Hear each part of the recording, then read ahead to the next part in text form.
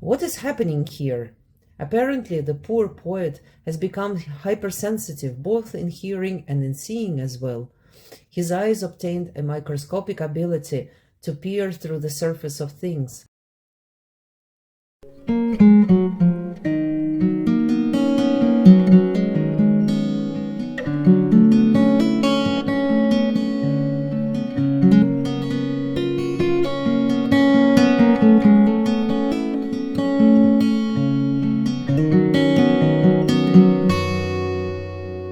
Hello and welcome back to my YouTube Roulette series, where I talk about 19th century Russian literature. Last time I told you about The Improvisator, a 1833 novella by Vladimir Andoevsky. In this story, a young poet who earns his living by composing poems on the go struggles with it and, desperate to be rich, popular and loved by a beautiful girl, visits Segeliel, a mysterious doctor. While agreeing to grant his wish, Segeliel warns the poet of his conditions. And this is where it all goes terribly wrong. First, the poet is happy. He finally can improvise. The crowds are reeling, everyone seems to love him. But along with this incredible ability, he discovers a terrible setback. Triumphantly, though a little tired, he returned to his room with a full wallet. While seeking to moisten his parched lips, he saw that there was no water in his glass. Instead, two gases were fighting, and myriads of infusoria were floating between them. He poured another glass, still the same. He ran to the spring. From afar, silver waves of cold water poured down. He came nearer, again the same as in the glass. The blood rose to the poor improviser's head, and he threw himself down on the grass in despair, thinking to forget his thirst and grief in sleep. But he had hardly laid down when suddenly there was a noise, a clatter, a shriek under his ears, as if 1,000 hammers were beating against anvils, as if rough pistons were rubbing through the pile of stones, as if iron rakes were clinging and sliding over a smooth surface. He gets up, looks. The moon illuminates his garden. The striped shadow from the garden trellis moves quietly on the leaves of the shrubbery. Ants are building their anthill nearby. All is quiet, calm. But if he lies down again, the noise begins anew. What is happening here? Apparently, the poor poet has become hypersensitive both in hearing and in seeing as well. His eyes obtained a microscopic ability to peer through the surface of things. Furthermore, his vision changes. It pierces human bodies like an X-ray. He starts seeing blood vessels and intestines of his beloved girl, which pushes him away from her.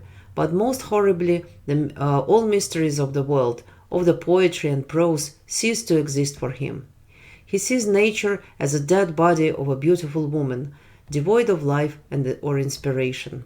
He starts speaking in verses, and this ability haunts him and makes it impossible to compose for real. Inspiration remains just a distant memory to him now. This all sounds very strange, very sci-fi to us, isn't it? And we can even imagine watching some sci-fi show and following the plot, which would sound like this. And overall, you can see that this is somehow related to science, scientific discourse. And indeed, microscope was a relatively new invention, along with the discovery of cells, bacteria, and other parts of microscopic world. In this scene, Odoevsky partly refers to Leeuwenhoek, not the real inventor of the microscope, but a fictional character of E.T.A. Hoffmann's tale Meister Floh, the Master of Fleas, that I mentioned earlier. If you haven't seen my A City and the Snuff Box episode, I will put the link right here, so please go and check it out. But another important motive, or if you will, a possible source of Odoevsky's inspiration, is the idea of supernatural powers acquired by a person against their will. And here we come back to mesmerism that I talked about in the previous episode. Again, you may look up my previous episode if you want to. And the imposed clairvoyance, the term I have invented some time ago when studying the works of German and Russian romantics. To remind you, Mesmer, Anton Mesmer, and his followers practiced so-called magnetism, a technique that we can call proto-hypnotism, where with the doctor sitting in front of a patient, maintaining an intense eye contact and stroking patient's limbs. In literature, the figure of a mesmerist or a magnetizer is almost always associated with a threatening demonic force. The idea of vision that can be changed or manipulated can be found in both Adoyevsky and Hoffman's stories too, since he was the main inspiration not just for Adoyevsky, but for other Russian romantics as well. A demonic doctor, a hypnotizer, not only subdues a victim to his evil will, but also forces them into the perception of our other worlds. Initially being presented as a gift of blessing, this gift later transforms into a burden that a regular person is utterly unable to endure. The bearer of this gaze serves as a mediator between visible and invisible worlds, which results in not just being an outsider, but also drawing other people into his orbit and isolating them from their friends and society. Such as isolation most likely will mean loneliness, madness, exile, or death. And this is what happens to Kipriano, a young protagonist of Adoyevsky's Improvisator. Striving to gain a supernatural ability to compose poems without putting an effort into the process makes him lose inspiration completely.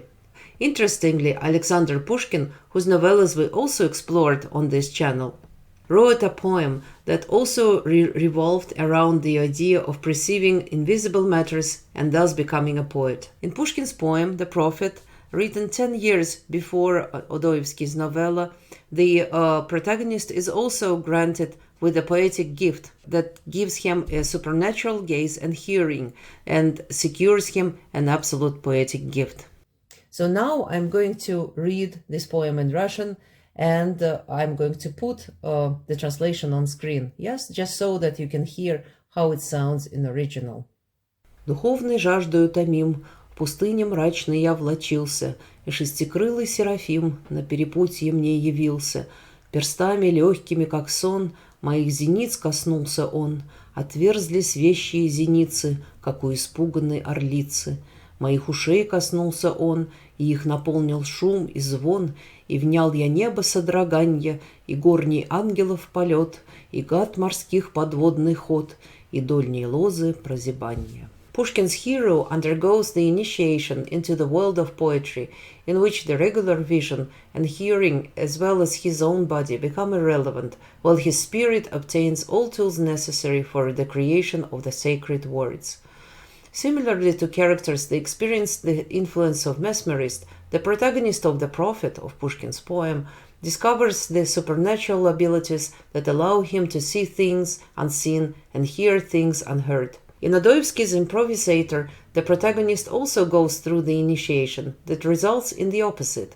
The poet is confronted with things that are physically and frightfully real. Moreover, he does not believe into the sacredness of inspiration anymore, since he starts seeing poetry as a skeleton or as a series of fixed and easily operated structures. The Prophet culminates in the introduction of the hero into the symbolical world of poetry. In Adoyevsky's Improvisator, the young poet is, on the opposite, excluded from the symbolical space of literature and is brought face to face with the world of science and medicine. The romantic poet cannot handle the scientific knowledge of the recently discovered world of microorganisms and microbes. Instead of being accepted into the realm of poetry, Kipriano moves on into the world of materialism that completely destroys his poetic gift. In the end, Kipriano, according to the narrator, is living in a village, serving as a jester of a landlord. Looking pitiful and ridiculous, he was incessantly chanting poetry in some language mixed from all languages. He told me his story and complained bitterly of his poverty, but even more that no one understood him, that they beat him when he, in the heat of his poetic enthusiasm, for want of paper, would cut up the tables with his verses, and still more that everybody laughs at his one sweet memory, which the hostile gift of Segeliel could not exterminate, his first verses to Charlotte. Interestingly, we see that the ending of this story is not magical or mysterious at all. Instead, it deals with poverty, with madness, and with the tragedy of the of the inspiration being lost. Yes, so something that many authors or many people face in their everyday life. So that's it for today. I hope you have enjoyed this episode. Please remember to like and subscribe. My next episode will be very special and very different from all others, so I'm very excited to share it with you. Please make sure you tune in. See you next time. Bye bye.